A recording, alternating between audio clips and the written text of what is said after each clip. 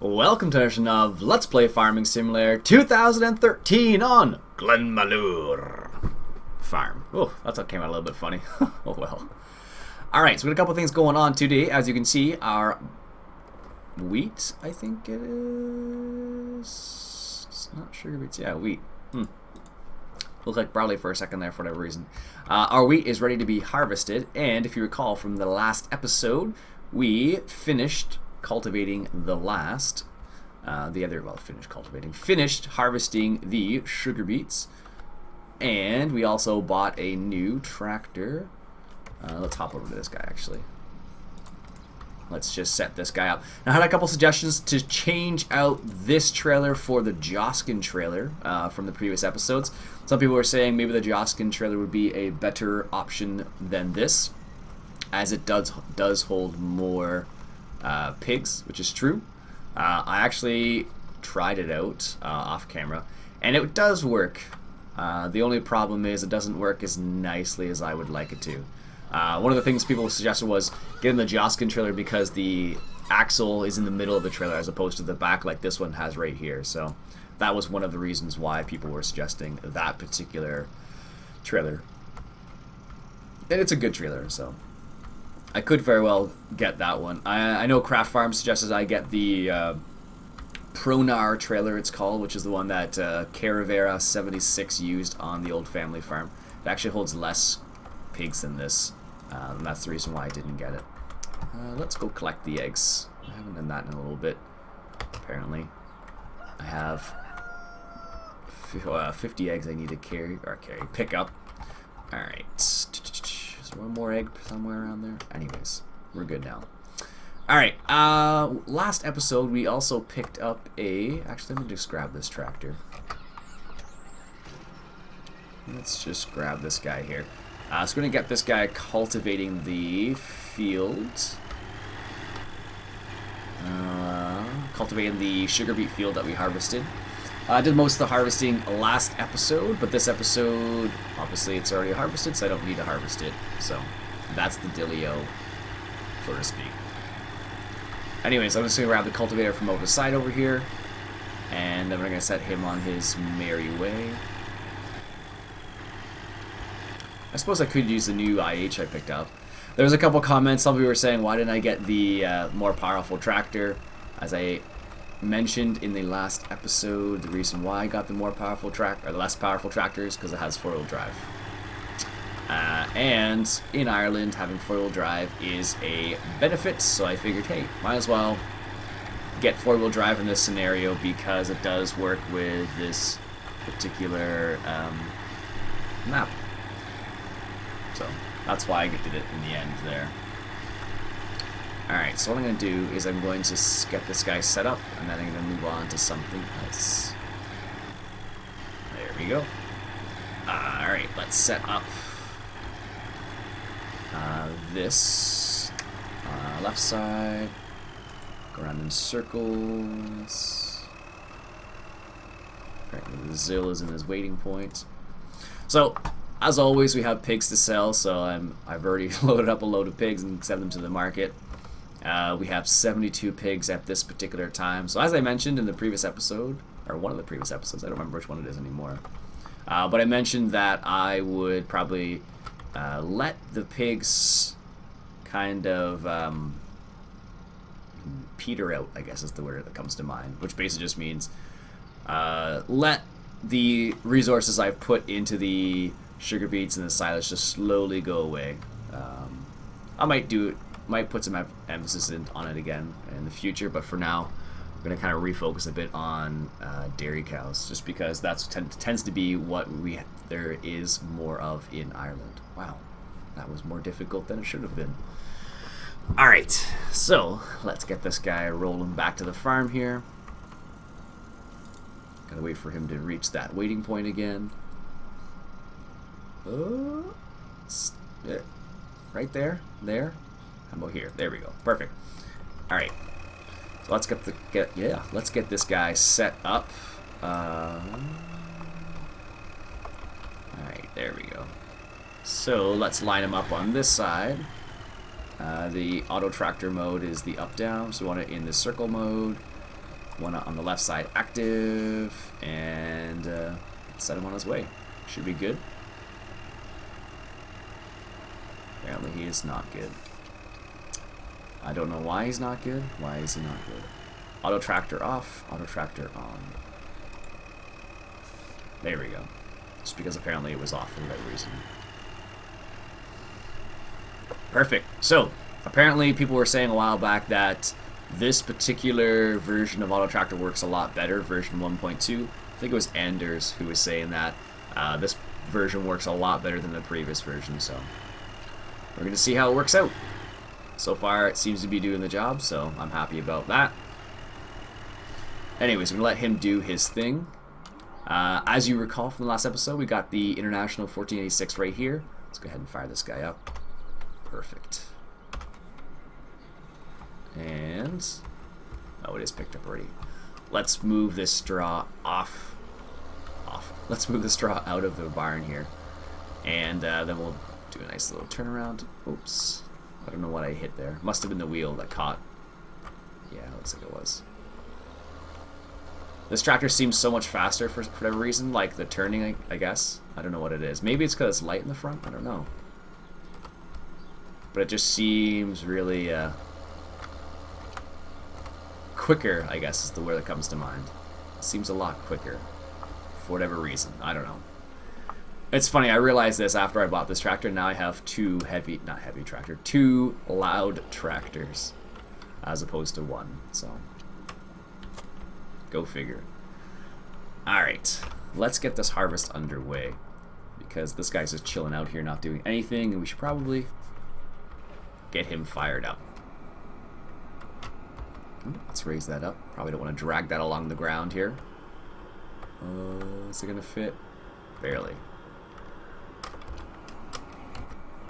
Alright, so let's... do we need straw? We might as well. Enable chopper? No. Alright, so let's get this guy started. I suppose I could use auto combine for this, but not really necessary. Actually, you know what? Maybe I'll do it this way. Nah, we'll do the headland first. I was going to just hire a worker and set him on like in the middle sort of idea, but in this situation this is a bit more effective just because if I were to hire a worker right away, then we'd run into a problem where he'd probably run into the fence multiple times. Unfortunately at least, but that's the way it goes. Alright, our Zill has reached this point once again. So I'm trying to keep the number of pigs down, so it's at a kind of a reasonable number, because if we let it go out of hand, then we'll have to, well, I will have to make a number of trips, which is not always the most fun thing to do. Anyways, let me take a look at a couple of the previous comments from the previous episode. What do we got here? Jared says the sound was okay from the last episode. He says that David Brown was an actual tractor company. Apparently it was David Brown eventually. They merged with Case is what I was reading, which is kind of interesting.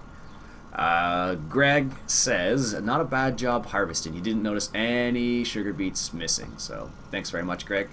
I try to make sure I don't miss any sugar beets, although it's kind of difficult with that. Alright, we need to make sure we're on the right track. There we go, perfect. Alright, let's get this guy rolling again. Oh, we're doing this weird. I don't know why it does that. What else we got? Farming in the West. He or she says, I'm not sure. On our farm we have a 4-row potato digger, and they also use what they call an eliminator, which separates the dirt. So from what it sounds like in that particular comment, he was saying something like they use the eliminator to separate the dirt from the potatoes, and then they use the potatoes, or they use the 4-row harvester, I guess they said. Yeah, digger, I should say. The 4-row digger in order to get the potatoes out of the ground. So there's different ways of doing it. Like the ones they have in this game, they do like they dig and separate at the same time, whereas some other it'll just be a digger, like it'll bring the potato out of the ground, and then they'll have another machine which goes along and collects the potatoes, as opposed to doing it all in one clean fell swoop.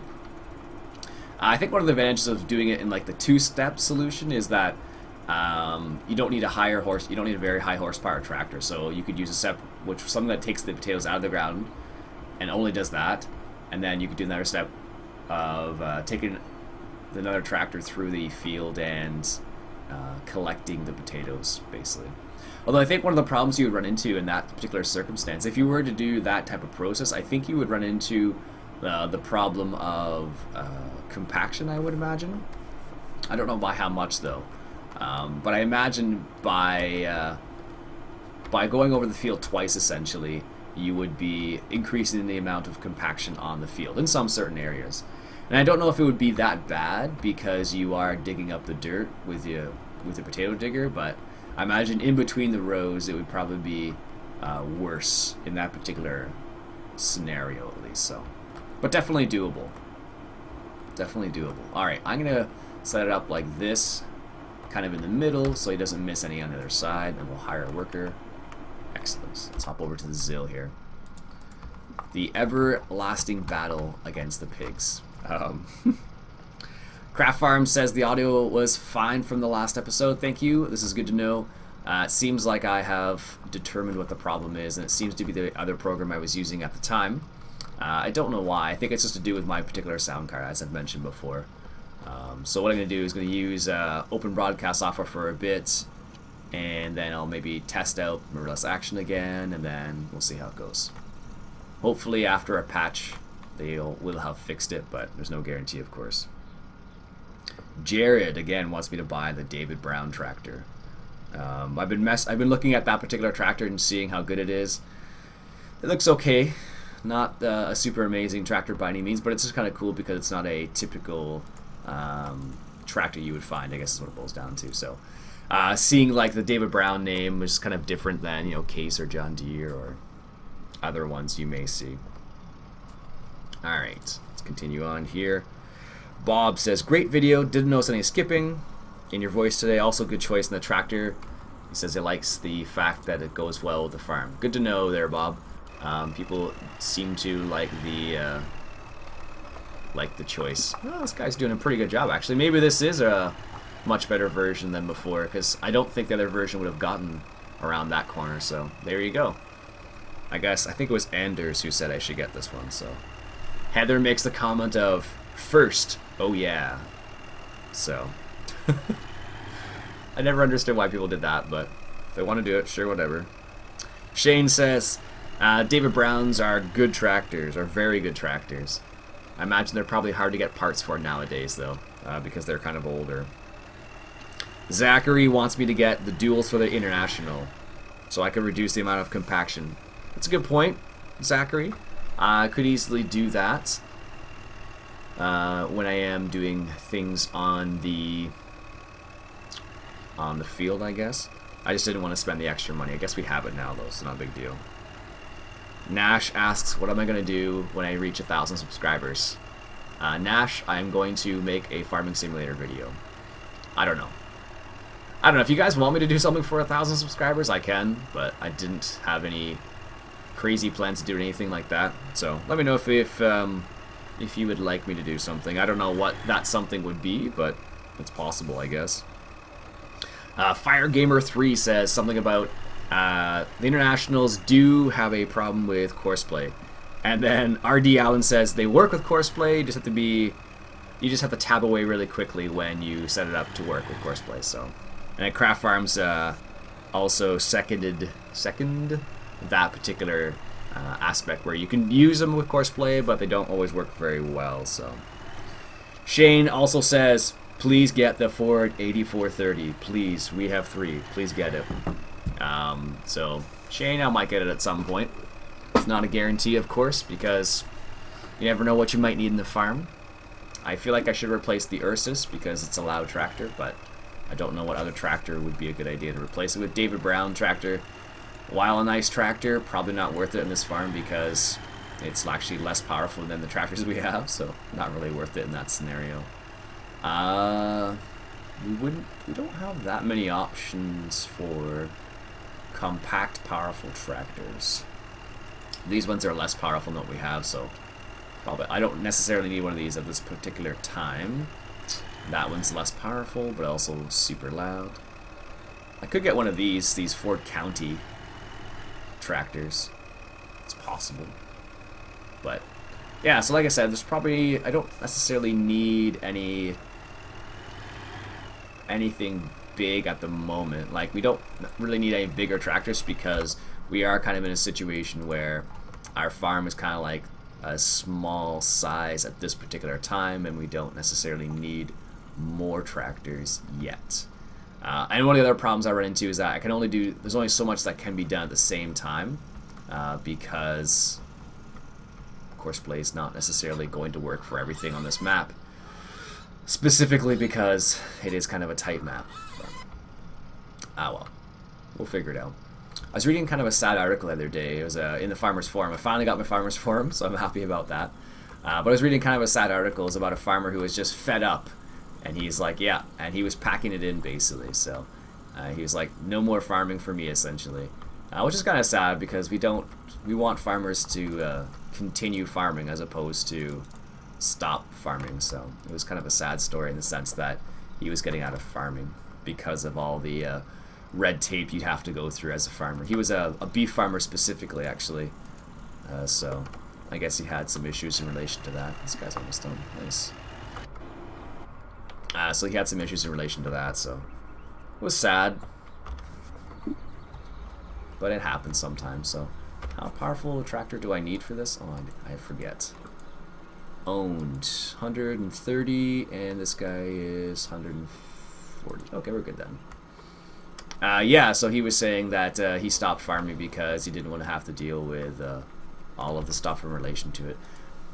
Just because someone said I should get the dualies, I'm going to go ahead and do it. I just need to pay attention to which ones. Dualies, where are you? Did I take them out? So it's for these ones, so they should be right here. Okay, good. And they come with their own trailer, and I'm not going to go pick it up myself. I'm just going to go have them drop it off here. There we go. So I can just do this all in one clean fell swoop. Alright, now I believe it has a weird key button. What is it? It's like, you have to get really close to it too. Alright, there we go. There, I put the duals on just for you.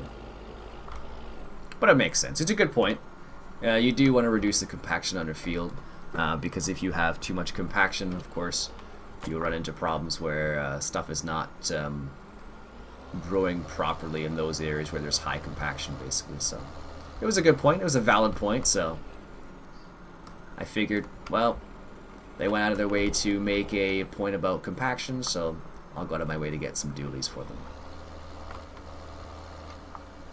This trailer is super small, and I have a feeling I'm gonna have a trouble back. Oh no, we're good. I'm just backing up too quickly. I'm just going to put it over here because I don't have it. I guess I have a little bit of slurry from the cows. Not that much. That's good enough. I don't want to deal with it anymore, I guess, apparently.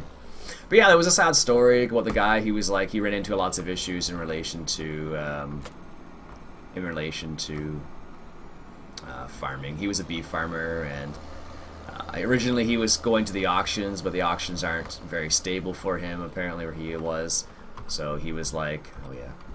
So he decided to create his own shop on his farm, and then to get a shop on the farm, he had to it took like a year basically for him to get that as well. So it was kind of like, really? You have to go that much? So yeah, he spent like a year getting the proper permits from Ontario government to get the shop, and then eventually the shop started off well for him, he was saying. Eventually what happened is business started to peter out a little bit, so it wasn't as worth it as it was originally to sell off the farm. So, and it was creating a lot of stress between him and his wife, because apparently his wife was the one who did all the baking at the shop, so she was waking up at like 4 a.m. every day to get things done. So totally understand their scenario. It's not a very awesome scenario to be in. But that's what their choice was, and eventually decided to sell the farm. And he was selling his farm. I think he said it was 95 acres, I think it was.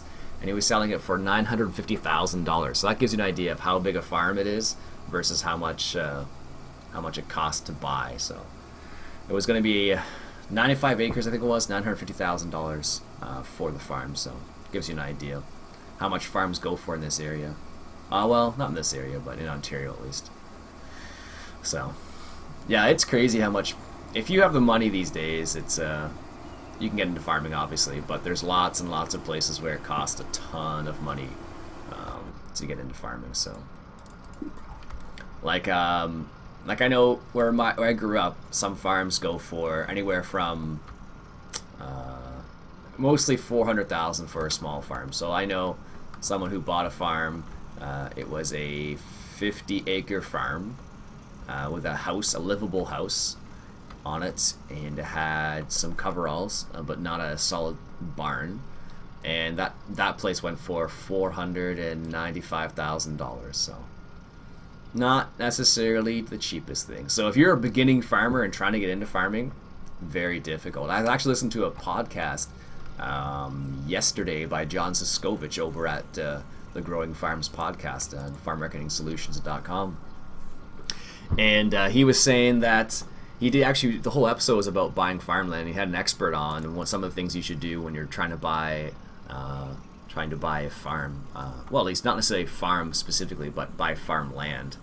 And there were some really interesting suggestions in relation to that. So definitely go check that one out if you're interested in buying farmland. It's farmmarketingsolutions.com. And the guy's name is John Siskovich. Ooh, interesting. Where is he going to go? Is he going to get that last little bit there? Is he going to stop there?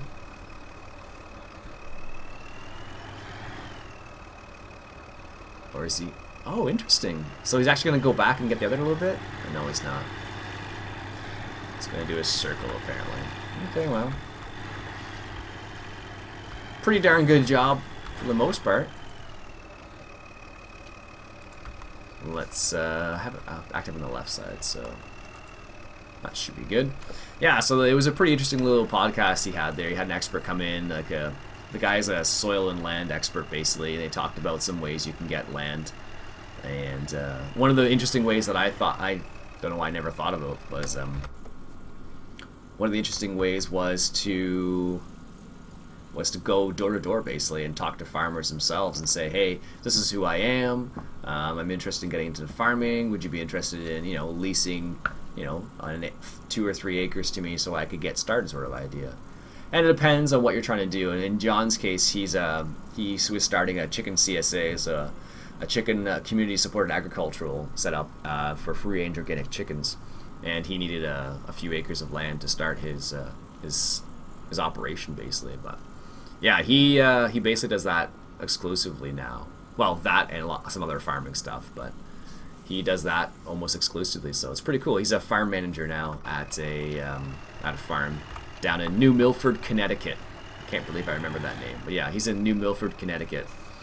If memory serves, at least. So pretty cool little story, if you ask me. I really need to get this. Let's put it in group 2 or 3. Sorry. Now this is going to be funny because I really should have done it the other way around. I really should have put the fertilizer down first and then sprayed, but I forgot again. I think it was Russell who was saying I should probably do that. Well, it's more for real life. That's what you'd have to do as opposed to what I've done here. Alright, now the problem here is this is going to be loud. So yeah, I think it was Russell who originally said I should do it.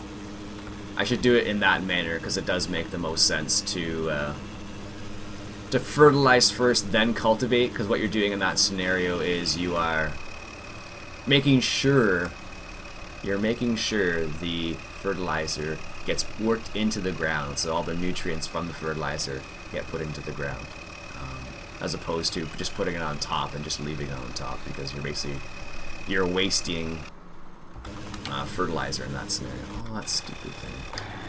I don't like how it finishes, apparently. That is a little on the silly side. Probably because it's the shape of the field, I imagine, but the fact that it does circles, come on now. That's just silly. Alright. It's funny. I actually just I turned the sound off. I turned down my volume at least, so hopefully you guys can still hear. I don't know why you wouldn't be able to, but I turned my sound off because this tractor with this particular fertilizer spreader is super loud in my ears. So I actually turned it off, believe it or not, because it is extremely loud. The combination. The tractor itself is loud and the fertilizer spreader is loud as well. So. But I imagine if you were doing this in real life, it probably would be pretty loud as well. So if I can do it like this, this is really a lot more difficult. Yeah, this is like, I don't know if you've ever heard the expression, but there's an expression in English called spray and pray, basically.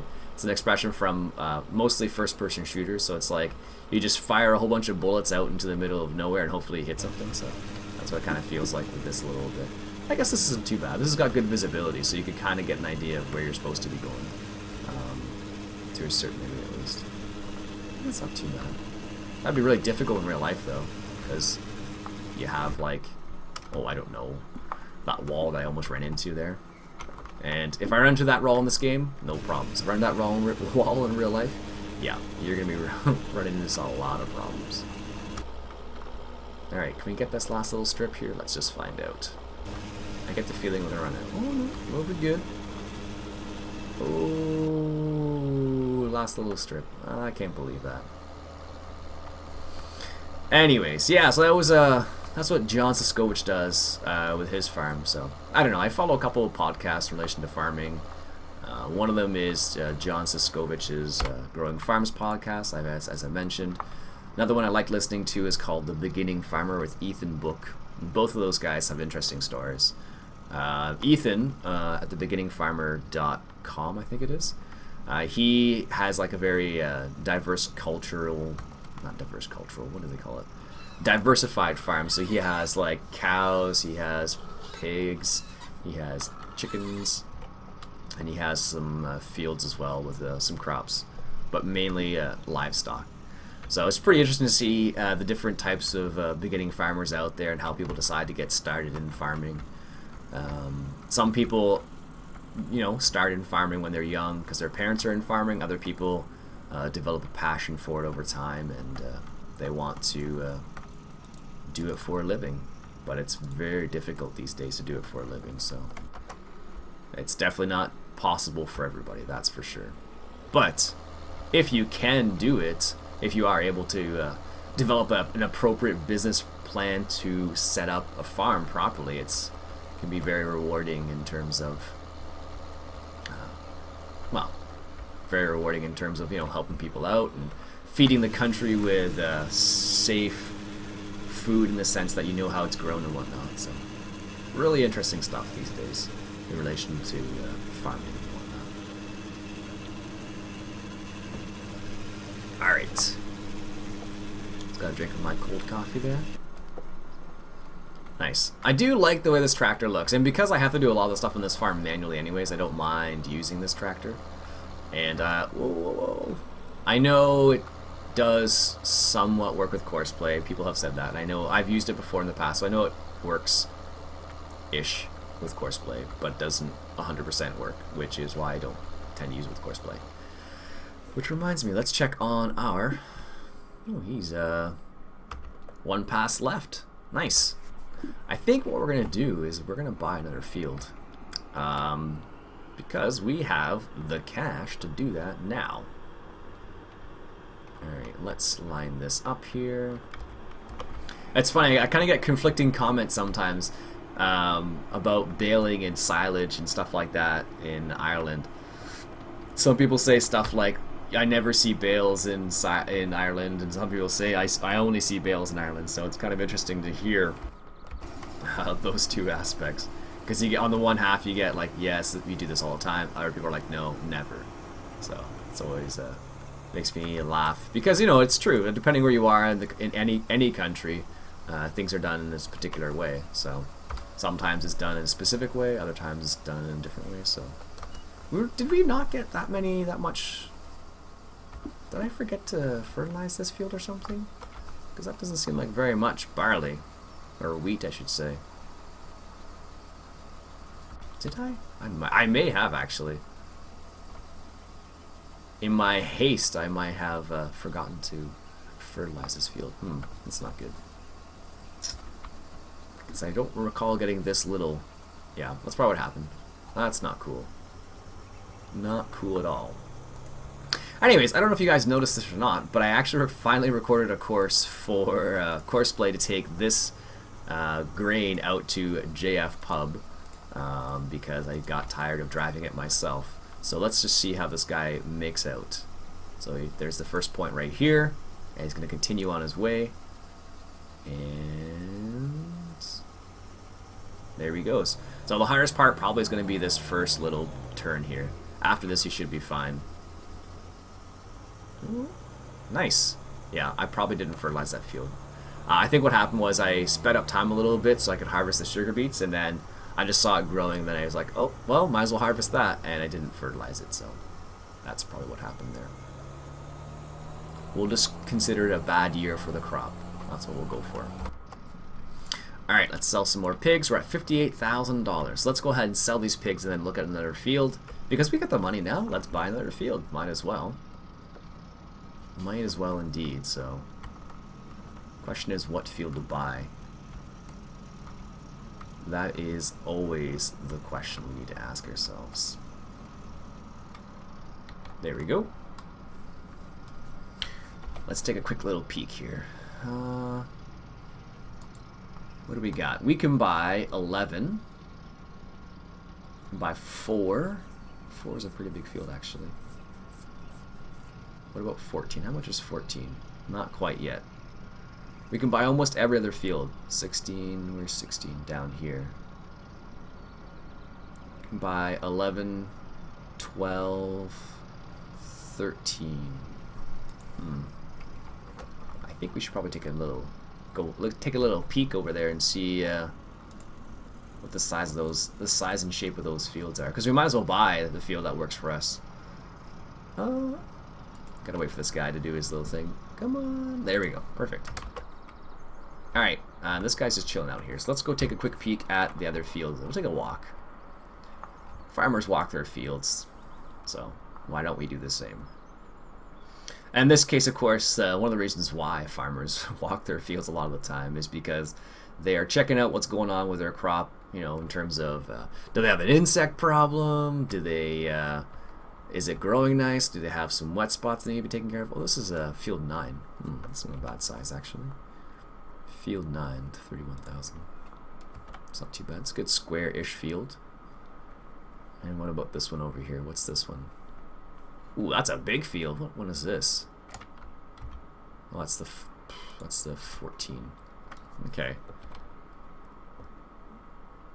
So let's go take a quick peek at the ones up here and see what they're like.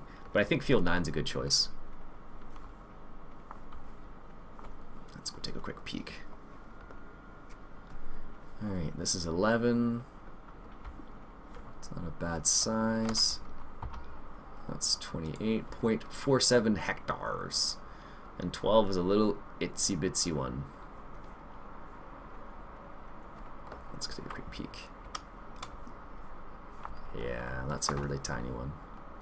Maybe not 12. 11's doable, 9's doable. I think we'll go for 9. Let's go ahead and buy 9. Let's do it this way. I don't want to walk back.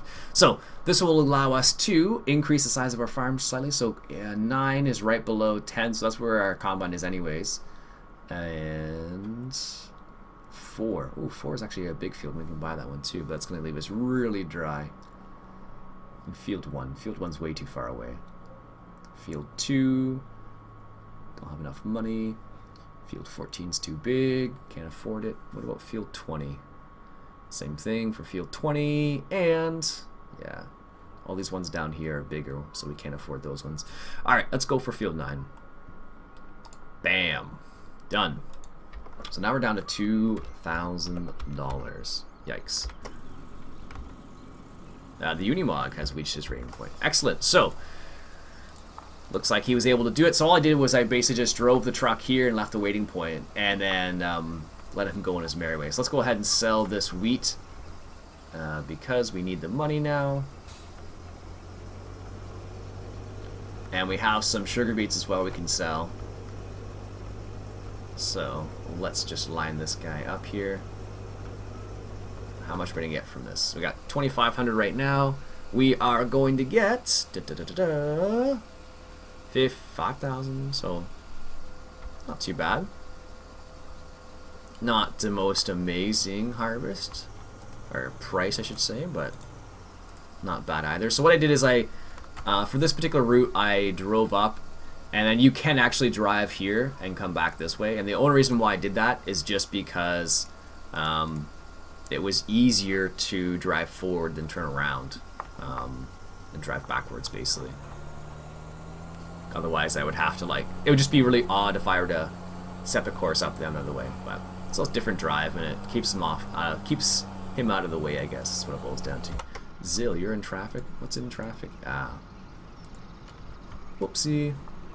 Let's move this guy out of the way here. So let's finish up fertilizing this field. Gotta turn my music off again because that is just a loud tractor. I do like the way these tractors look. I don't know why I don't use them more often. I think it's just because they're not very powerful.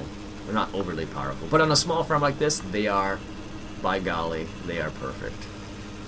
I can't believe I just said by golly. Jeez. I don't know where that came from. I haven't even watched a movie or anything like that that I would say something like by golly.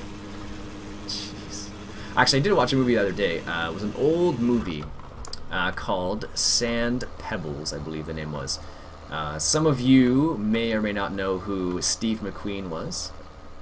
Anyways, the movie had Steve McQueen in it, and it had what's the guy's name? Oh, I forget his name now. I can't remember. Richard Carena, maybe, I think it is. He's the... If you've ever seen Rambo, he's Rambo's leader sort of idea, or is his... I don't know, I think leader, I guess, works in this context. But anyways, he was also in it as well, as a much younger self. And it was about a ship that gets caught in the middle of the Chinese Revolution. So, pretty interesting story, if you ask me. A bit of a longer movie, mind you, though. So, anyways, I think I'm going to stop the episode there for now, folks. Yeah. We bought a new field. We bought field 9. No, we bought field 4, apparently, not field 9. Okay, whatever. We bought field 4. That's funny. After all that, I ended up buying field 4. Oh, well. It's a big field, so I don't even know what it looks like. Oh my goodness, let me go check that out. That's too fun. I can't believe I just did that. Oh man. Oh, that's too funny. Where is it? I don't even know where this field is. Oh, field 4. Okay, so field 4 is down here. That is too funny. Oh, it's this one over here. Okay, whatever. It's all good. It's a big field. Yeah, that's pretty big. So, I actually may have to get a swap body for the seeds now too, because this is going to be a little out of the way. Just a little bit. Oh well, anyways. So I bought field 4, not field 9, but that's okay. One or the other makes no difference, I suppose. That was actually probably a better one anyways, because it's nice and big. Alright, we're going to stop there for now, folks. We will come back next episode, and I suppose we will have to bail this up and deal with that. And then we will also have to prepare our new field and the old field that we've cultivated and fertilized. Yep. Anyways, my name is Iain Robson. This has been Farming Simulator 2013, and we're playing on the Glenmalure farm. I'll catch you guys later.